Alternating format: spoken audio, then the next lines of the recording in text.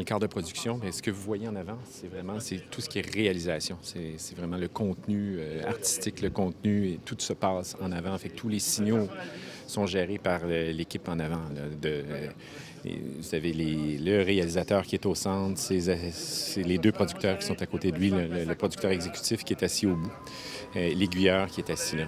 Dans la première rangée de production, se font toute la biométrie pour tout ce qu'on reçoit des joueurs.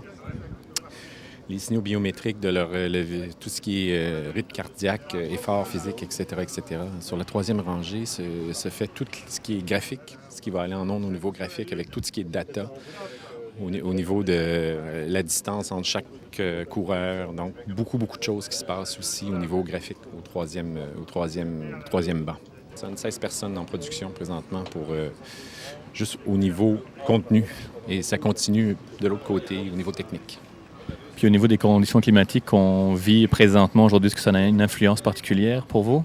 Ça a une très, très grande influence sur tout ce qui est... C'est très dur pour les équipements. L'humidité, la pluie, c'est dur pour le câblage, c'est dur pour tout. Fait que ça nous amène à un niveau, là, on est... notre espace de confort n'est pas là du tout à cause, justement, des conditions atmosphériques qui sont très dures pour nous. Puis avec l'expérience des quelques dernières années, est-ce que vous sentez que vous commencez à avoir vraiment une expertise particulière dans ce genre d'événement?